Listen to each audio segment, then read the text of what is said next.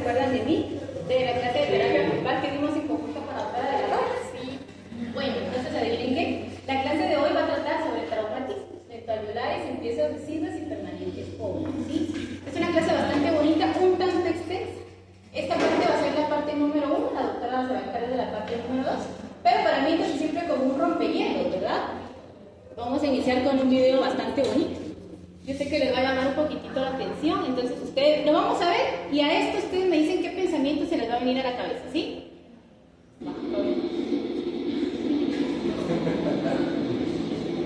Ahí como dice el título, ¿verdad? No importa la especie, todos los niños son iguales. Miren, voy a decir ahorita abejas, hermosa.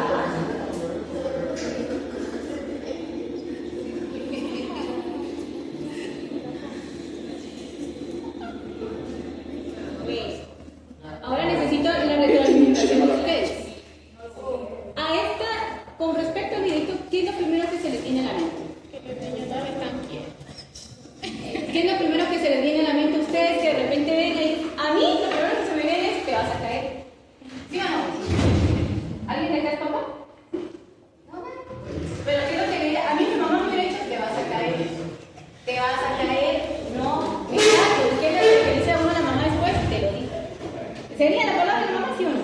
Sí. Bueno, entonces con ese videito arrancamos en lo que es la presentación sobre traumatismos dentalveolares en dentición tecido y permanente pobre, ¿sí? Esta parte número 1, en esta parte número 1 vamos a tener conceptos e ideas generales y nos vamos a enfocar especialmente en piezas deciduas. En este caso yo me encargaré de piezas deciduas, la doctora La Roca se va a encargar en piezas permanentes. Como primera parte vamos a tener en generalidades y en las generalidades nos vamos a centrar como primer punto, en objetivos. ¿Qué es lo que yo voy a querer que ustedes al finalizar esta clase puedan hacer? Es identificar y describir los distintos tipos de traumatismos dentalveolares. Y con base en la identificación y la descripción,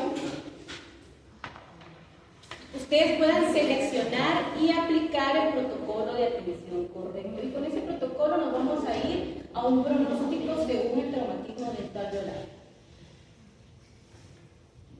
Entre las palabras claves que vamos a tener manejando el día de hoy se va a encontrar el tiempo, tejidos dentarios, tejidos de protección, tejidos de soporte, cicatrización, reposicionamiento, secuelas y la edad. Esto tenemos que tenerlo bien presente. Estas palabras nos van a poder ayudar para poder seleccionar de manera correcta los protocolos de atención y de emergencia en los traumatismos. Para las referencias de esta clase nos basamos en la siguiente literatura, que fueron 2 libros y apoyo de documentos de artículos científicos por parte de la Asociación de Odontología Pediátrica Americana y también de la Asociación Internacional de Traumatología Dental. En la nomenclatura usada, de verdad que nunca está de más recordarles que acá en el departamento nosotros siempre utilizamos FDI. Yo sé que de repente estamos acostumbrados a utilizar otro tipo de nomenclatura, como es la universal, como es la de Palmer, pero nosotros específicamente acá nos basamos netamente en el FDI, ¿sí? Ya en nuestros consultorios, en nuestras clínicas podemos utilizar el que decíamos, pero acá siempre nosotros basados en el FDI. En el contenido temático para la clase de hoy vamos a ver conceptos básicos, paso a paso para el diagnóstico de traumatismos, secuelas de los traumatismos y vamos a tener también una sección de productos educativos. Estos van a ser de apoyo para ustedes, tanto para ustedes como para los padres de familia.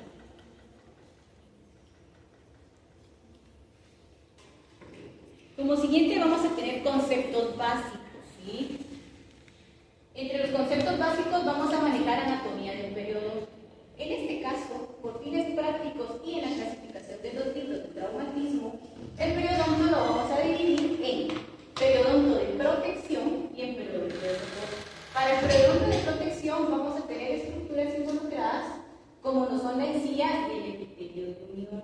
Es importante que recuerden este tipo de división de periodonto y de la anatomía del periodonto, porque así es como van a afectar los distintos traumatismos dependiendo cómo se ven y cómo se encuentran. Entonces, en el periodonto de protección tenemos encía y epitelio de unión. Y para el periodonto de soporte nos vamos a basar en estructuras que son el cemento en cuáles son las estructuras que va a afectar cada traumatismo.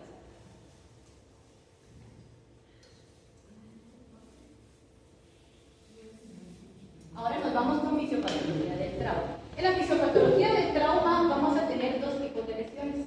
Serán las lesiones por compresión. Este tipo de lesiones, como su nombre lo indica, es cuando la pieza impacta contra el tejido de soporte. ¿Qué va a haber acá? Una transferencia de energías contra los tejidos que rodean el diente. También tenemos las lesiones por separación. Acá, ¿qué es lo que sucede? Una ruptura de todas las estructuras que tenemos alrededor del diente. A todo esto, acá hacemos una pregunta y espero que aquí podamos como debatir y entre todos podamos unificar y pues de repente nos podamos ayudar, ¿sí? Entre estas dos lesiones, una que es por compresión, o sea, una los tejidos y otra que es por separación, o sea, que rompe los tejidos, ¿cuál creen ustedes que es la que causa más daño?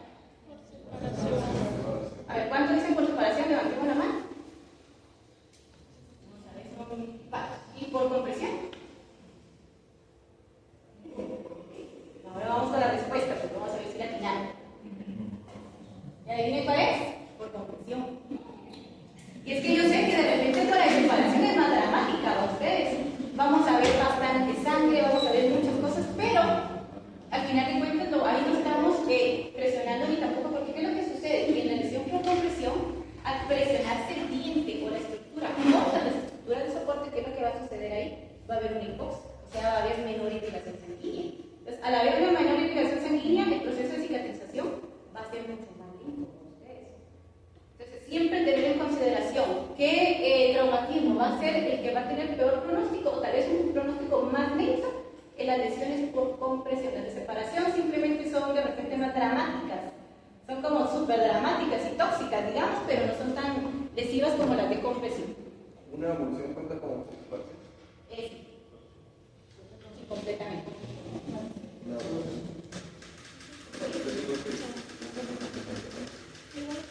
Ahora nos vamos a ir con los tipos de cicatrización. Inicialmente, posterior a cuando tenemos un traumatismo, cualquier tipo de traumatismo, vamos a tener un evento temprano de la cicatrización. Este va a estar dado por la inflamación y por la hemorragia. Obviamente, primero vamos a tener lo que es una hemorragia y después de la hemorragia vamos a tener un tiempo de coagulación. Posterior a ese tiempo de coagulación van a llegar plaquetas y esas plaquetas nos van a ayudar a poder realizar una cicatrización por los factores de crecimiento. Y con eso nos vamos a los eventos tardíos de cicatrización. En los eventos tardíos de cicatrización vamos a tener 3. Esto de acá, de verdad, vamos a tener que poner bastante atención en el último, que es el de reemplazo, pero nos vamos a ir con el primero, que es el superficial.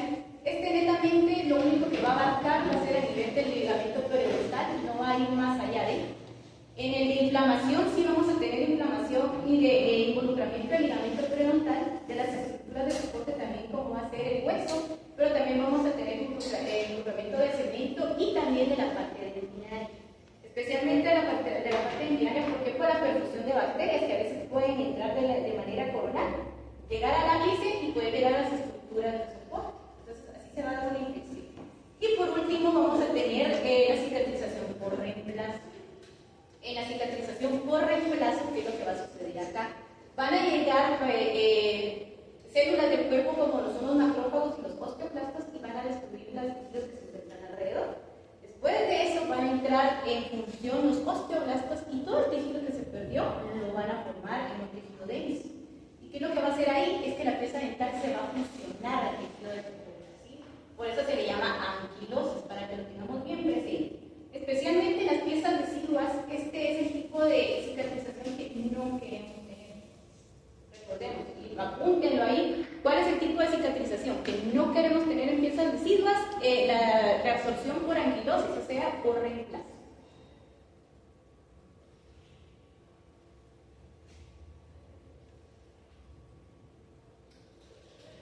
En el tiempo, siempre es importante recalcar que entre menor tiempo ocurra, ustedes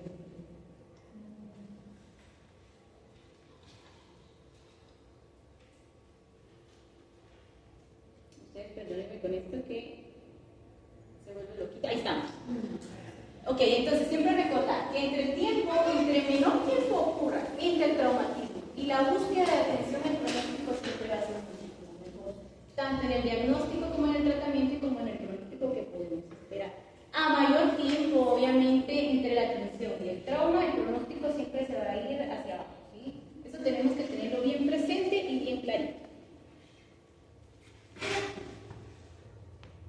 Entre las causas que vamos a tener violencia doméstica, accidentes, travesuras, como veíamos en el videito. Esa es una travesura indistintamente, en un espacio pequeño, pero es una travesura, ¿sí o no? No deja de ser una travesura. Especialmente los accidentes en niños de edad preescolar se van a dar este tipo de accidentes más que todo en el hogar, van a ser accidentes domésticos, ¿no? Ustedes que se cayeron de la baranda, que se cayeron de las gradas, que andaban corriendo en el jardín, que andaban brincando de sillón en sillón, que se subieron a la mesa de la cocina. Entonces ahí van a ser ellos. Ahora, niños escolares. En los escolares lo que vamos a tener es que van a ser siempre principalmente dentro de la escuela, o sea, los accidentes van a ocurrir en la clase de educación física, y para que lo tengamos presente. En los factores predisponentes vamos a tener sobremordidas horizontales que sobrepasen los 4 milímetros, malposiciones dentarias, respiradores bucales, incompetencia labial. Este pacientito, este casito precisamente que coloco yo acá, es un pacientito que vino acá a la facultad. Si nos damos cuenta, es un pacientito que pues, presenta casi que todas las características que mencioné anteriormente. Y yo no sé, tal vez aquí la imagen no es muy clara, lo que voy a proceder un poquito para para que podamos ver las imágenes. Si logran ver, ya como se va perdiendo estructura dentaria en el borde inicial de las piezas, no sé si las logran evaluar acá. Obviamente es un pacientito pues, que de por sí ya indica que ha llevado varios traumatismos con ustedes.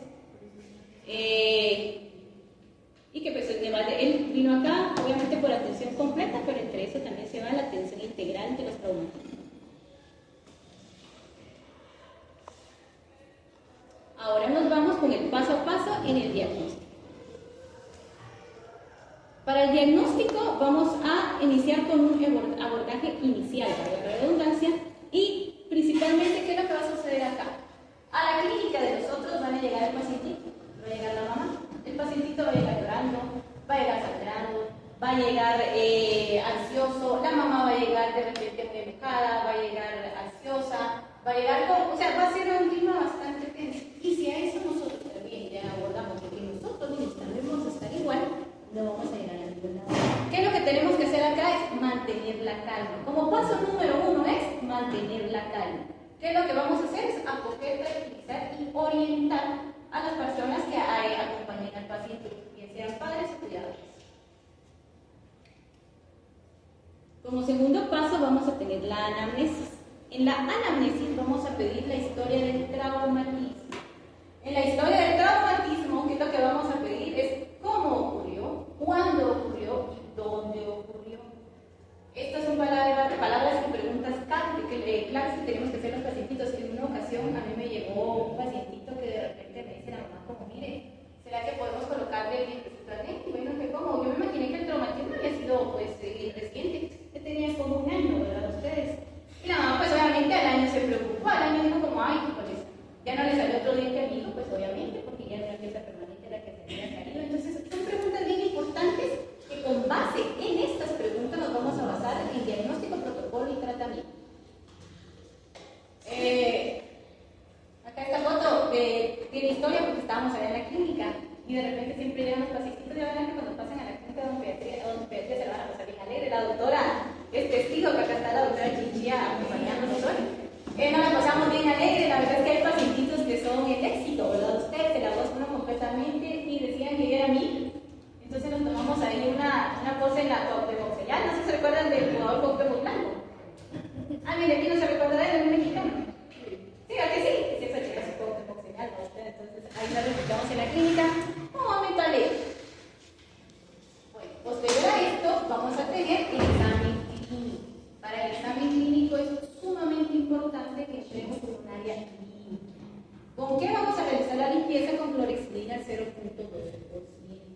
¿Cómo lo vamos a realizar? Con gases. Vienen bebidas en clorexidina, nosotros vamos a limpiar el área. Vamos a instruir a los padres sobre cómo limpiar el área. Acuérdense que no podemos dar un diagnóstico si nosotros no tenemos un campo visible y limpio.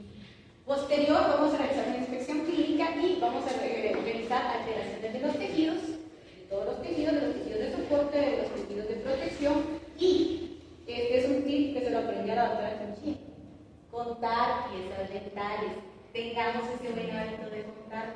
Más adelante les voy a enseñar un casito y y van a entender por qué, pero de verdad, yo creo que es algo que tal vez pasamos por alto, porque de repente tal vez en el traqueteo, pero de verdad es bien importante contar piezas dentales, es por eso que se encuentra subrayado. Y en la palpación intraoral y extraoral, recordemos que el niño no es netamente boca, y es cierto que somos del área de la estomatología, pero no podemos limitar a que el niño es boca y dientes se ahí no. Siempre es importante evaluar y revisar piezas ajenas y externas al boca, que obviamente a nosotros no nos tocará hacer el diagnóstico, pero sí la referencia oportuna. Después del examen clínico nos iremos al examen radiográfico. En el examen radiográfico, ¿qué voy a evaluar? Fracturas coronales. Me voy a ir, esto vamos a tomarlo como que si fuera una receta de cocina. Primero me voy a evaluar, ¿hay fractura coronal? No, evalúo. ¿Hay fractura radicular? Evalúo. ¿Hay fractura ósea? También evalúo. ¿Hay aumento del espacio pericementario o del ligamento? Pero evalúo. Y por último, que no se nos olvide, nuevamente conteo de piezas. Es bien importante. De verdad, hay un casito más adelante que van a entender por qué tanto clínico como radiográfico es importante siempre el conteo de piezas. Ya con estos cuatro, el abordaje inicial, anamnesis, examen clínico y examen radiográfico, con el resumen de estos cuatro, nosotros ya podemos pasar a lo que es diagnóstico, tratamiento y pronóstico. Y con esto, pues ya nos vamos a la maravillosa clasificación de los traumatismos dentoalveolares. Para fines prácticos, para esta clase, como lo resume también la literatura, vamos a empezar con los tejidos dentales.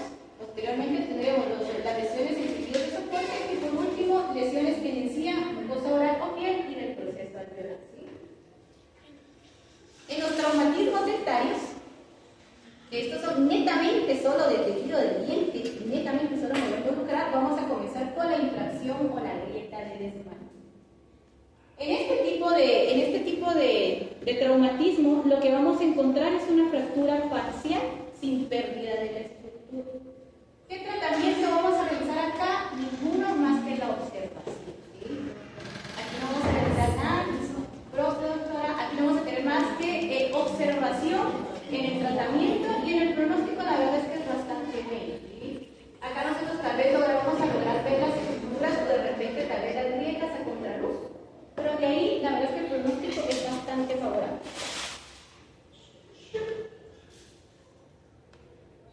En la fractura de esmalte, aquí sí ya vamos incluyendo y vamos aumentando. ¿Se dan cuenta cómo vamos aumentando en los traumatismos? Y aquí sí ya vamos a encontrar una pérdida de estructura dentaria. Pero como su nombre lo indica, nos vamos a circunscribir netamente a esmalte.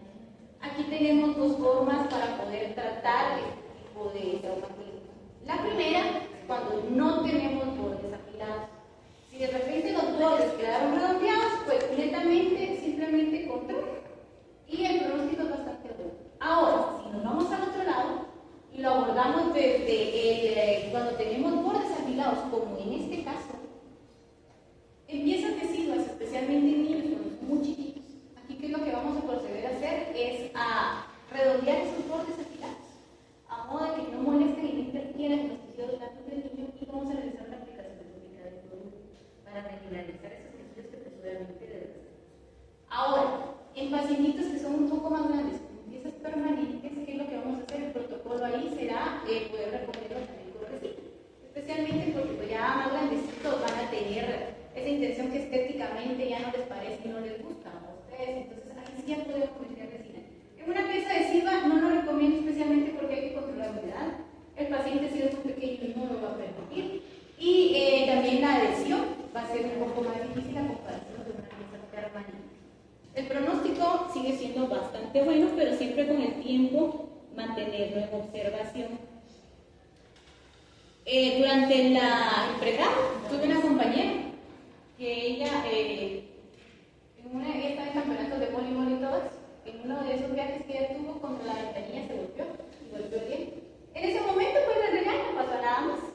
Simplemente el golpeteo que tuvo y ahí quedó. Años después, cuando estábamos acá ya en pregrado, más o menos en el cuarto o quinto año estábamos, ella mencionaba que sentía como un poco su diente. Y entonces como pues no lo notábamos tanto, obviamente ella se veía todos los días al espejo.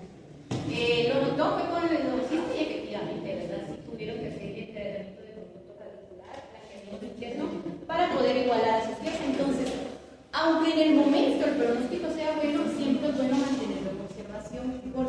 inicia algún cambio. No necesariamente las secuelas van a ser inmediatas, algunas veces son inmediatas. Y en el tiempo es que se puede dar.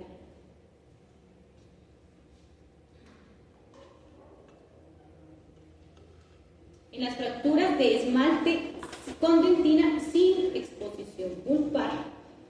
Acá, este es un casito que me llegó a mi clínica. El pacientito, pues obviamente fue a dar a los dos dientes de adelante. Sí, ya vemos que involucra mucho más estructuras, ya no voy a involucrar tanto esmalte como dentina. En este tipo de casitos, el tratamiento, ¿cuál será? Siempre proteger el órgano de tinopulpar. Eso es bien importante. Máxime, no sé si se recuerdan que en la clase de la doctora Cristina hablamos de cómo el órgano de tinopulpar, la dentina es una dentina muy impermeable, ¿verdad? Ustedes, o sea, el paso de bacterias prácticamente casi que tiene el pase directo hacia la pulpa. Entonces, ¿cómo lo vamos a hacer acá?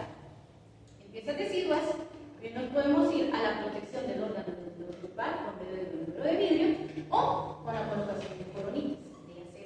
Esa es una opción. Y en piezas permanentes, aquí el protocolo, estoy hablando de deciduo permanente porque es casi similar. En piezas permanentes nos vamos a ir a la protección del órgano tinopulpar con resina, a levantar esa resina para poder proteger esa permeabilidad de la dentina y que no nos llegue a afectar la proliferación bacteriana a nivel pulpar.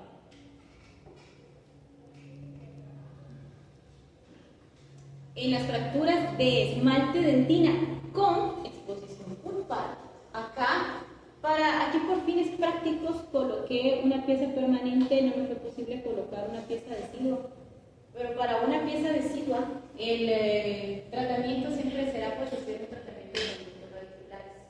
Lo vamos a realizar como se dice el protocolo, realizarlo como se dice el cirujano, posterior a eso pues colocar la coronita. En piezas permanentes el protocolo es distinto, eso ya lo van a abordar directamente con la doctora de la Roca, porque especialmente si son piezas jóvenes, son piezas inmaduros, son piezas incompletas, entonces ahí el tratamiento y el manejo es muy distinto. Entonces, para piezas deciduas, especialmente aquellas que ya están maduras, entonces nos vamos con un PCR y la colocación de corona. Pronóstico también bastante bueno, en el camino no tenemos mayor complicación. En fracturas coronoradiculares, acá ya vamos a evaluar, van a existir fracturas que aquí ya nos involucran parte de la corona, también parte del cemento, nos van a evaluar, también van a incluir parte de la raíz, y este es un casito que llegó una compañera clínica. Si logran ver acá, esta piececita prácticamente a nivel clínico coronal, ya es una piececita que pues, uno encuentra bastante comprometida. Acá el tratamiento ya va a ser un poco más invasivo, no va a ser tan conservador, especialmente en una pieza decidua. Si lo evaluamos radiográficamente, nos vamos a dar cuenta cómo la fractura va a invadir el espacio biológico de las estructuras de soporte, de las estructuras de protección. Entonces, ¿qué se hace en estos casos de piezas deciduas? Aquí no tenemos nada más. No nos vamos a poner a hacer como de repente tal vez en una pieza permanente que intentamos hacer como un abordaje multidisciplinario donde involucramos ortodoncia, endodoncia, periodoncia, no aquí. Aquí netamente va a ser un poco más agresivo, pero sí nos vamos a ir directamente a la exodoncia. Doctora, disculpe, y al realizar la exodoncia no se pierde el espacio para la siguiente pieza. En las piezas anteriores no es tanto el compromiso del espacio, más que todo sería ese espacio se pierde cuando son las piezas posteriores. Pero en anteriores no vamos a perder tanto espacio. ¿No hay una afecta del diente permanente? ¿Vale? Ahí afecta el diente permanente. En este momento, acá a este nivel, que solo vamos a la fractura coronoradicular, aquí no, aquí todavía estamos ahí. Más adelante van a haber otros traumatismos que ahí sí van a afectar el permanente. Ahí sí lo van a afectar. Entonces, acá como no hubo una intrusión per se, podemos pensar que no va a haber, pero de igual forma siempre en el protocolo de atención es siempre evaluar la pieza permanente. ¿Cómo lo vamos a evaluar? A nivel radiográfico, si impactó o no impactó. Entonces, acá podemos ver pues, que obviamente un impacto no hubo porque la pieza no se intruyó. Entonces, tenemos buen pronóstico por ese lado.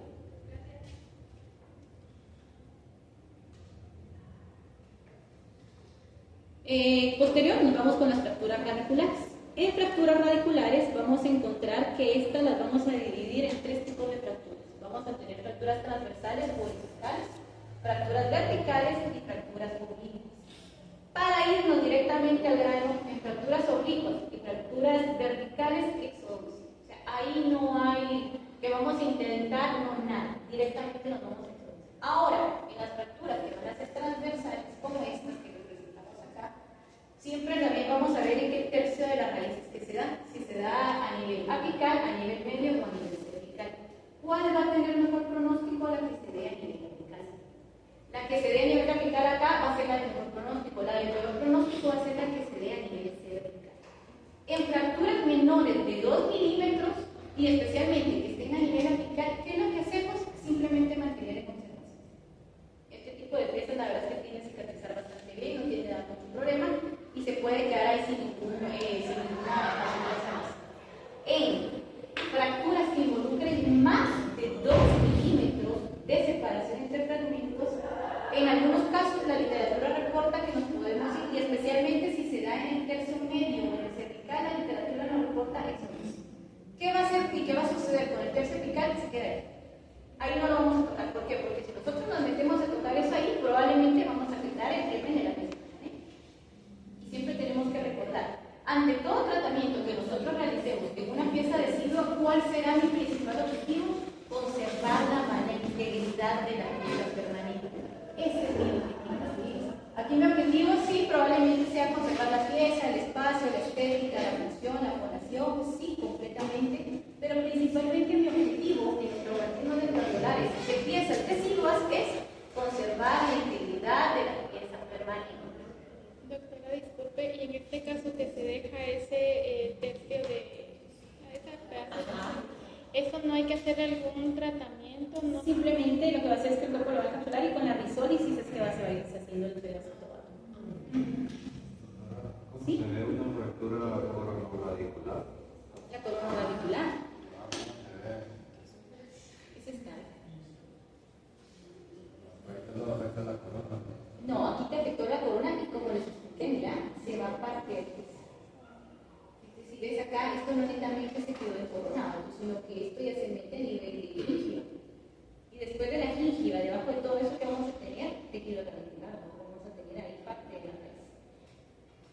Entonces, si te das cuenta acá, afecta corona, pero también la fractura se viene y se viene en nivel cervical. Aquí, adaptar una cornisa de cero va a estar bastante complicado. Aquí, en realidad, esta podría ser una fractura no complicada o no tan complicada. Hay fracturas que son mucho más complicadas en donde la pieza prácticamente explota. Y como les expliqué, aquí nosotros no vamos a venir a hacer un alargamiento de corona, no nos vamos a poner a hacer eso. Para un niño eso es algo que no lo vamos a poner en consideración ni en primer plano para nada. O sea, netamente nos vemos en su 11. Entonces, esta podríamos ponerla como no complicada y en las más complicadas, si algunas veces llega la fractura hasta el tercio medio. O sea, todo va a depender de cómo llegue la fractura a nivel del tercio radicular. Doctora, disculpe, y en el caso de fractura solo radicular, puede que la corona esté intacta, pero ¿cómo sería el trato? Pero si está, entonces si aquí tú tenés, como te explicaba, en fracturas radiculares, la corona está intacta, o sea, ahí la corona va a estar intacta. ¿Qué es lo que vamos a hacer nosotros aquí? Evaluar qué tan buena es la función de esa raíz que se va a quedar ahí. Si vemos que la fractura es menor a 2 milímetros, vamos a intentar, se podría intentar periodizar. Colocarlo ahí que sea menos de 2 milímetros, no vamos a tener tanta movilidad, se podría intentar periodizar y ver cuál sería el pronóstico. Pero en lo particular, la mayoría recomiendan hacer periodizos. En piezas deciduas, ojo, piezas deciduas. ¿Se recuerdan que esta clase, la primera parte de piezas deciduas? Piezas permanentes son otros puntos aparte, son cosas muy distintas que vamos a ver. ¿Sí? Pero acá, si de repente vemos que a nivel coronal no hay tanta movilidad y la movilidad es mínima, entonces podemos intentar una cicatrización. Y con esa cicatrización la podemos lograr con una férula. Más adelante vamos a hablar sobre férulas. Pero si vemos que de repente la movilidad a nivel coronal es demasiada, no vamos a expulsar. Ahí no vamos a intentar ni ferulizar. O sea, ahí nos vamos directamente, bastante radical, pero de una vez nos vamos a expulsar. ¿Tú eres interesante? Sí.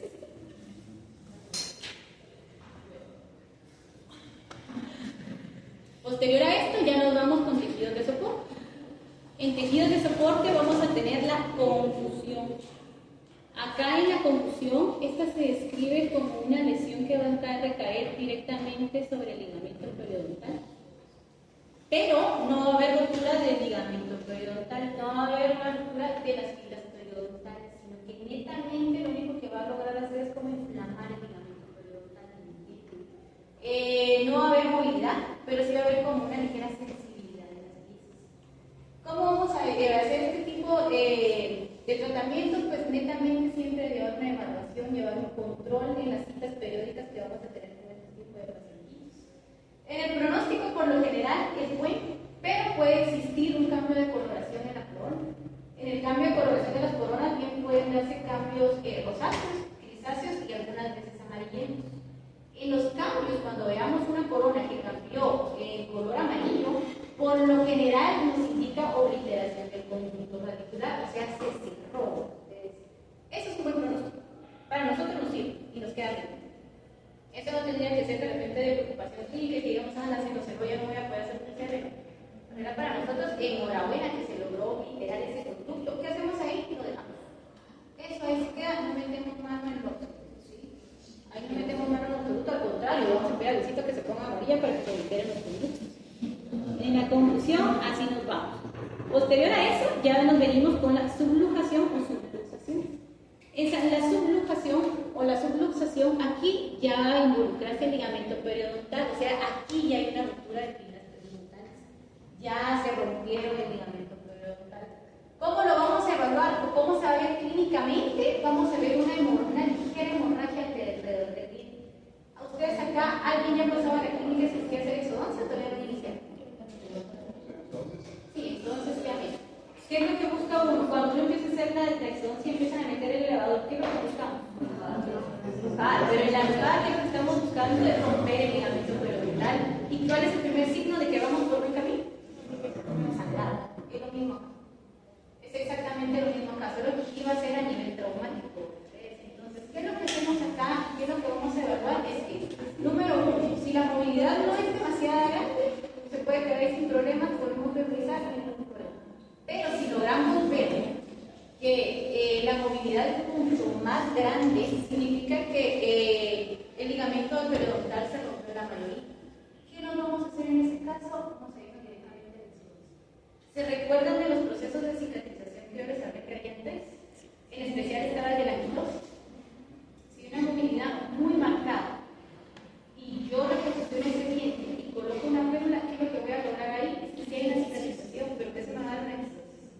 ¿Y qué va a suceder ahí? Que esa quitosis se va a quedar ahí, esa pieza se va a quedar ahí. Sí, probablemente, recordemos que es un paciente joven y obviamente va a estar el factor de crecimiento y el hueso se sigue remodelando, pero esa pieza va a quedar años ahí.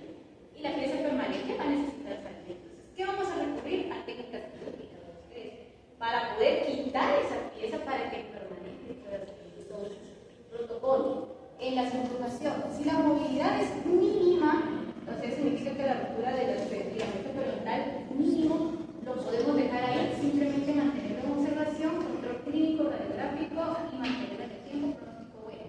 Si vemos que de repente la movilidad es bastante grande, ¿qué es lo que vamos a hacer ahí? Vamos a sacar la pieza. Directamente se va para evitar una anquilosis posterior. ¿Cómo van? ¿Un poco cansados, no? Sí. ¿Qué dicen ustedes? ¿Un recesito de unos 2 minutos para un 2? Sí, vamos. Parecemos niños diciendo sí. Parecemos niños diciendo sí.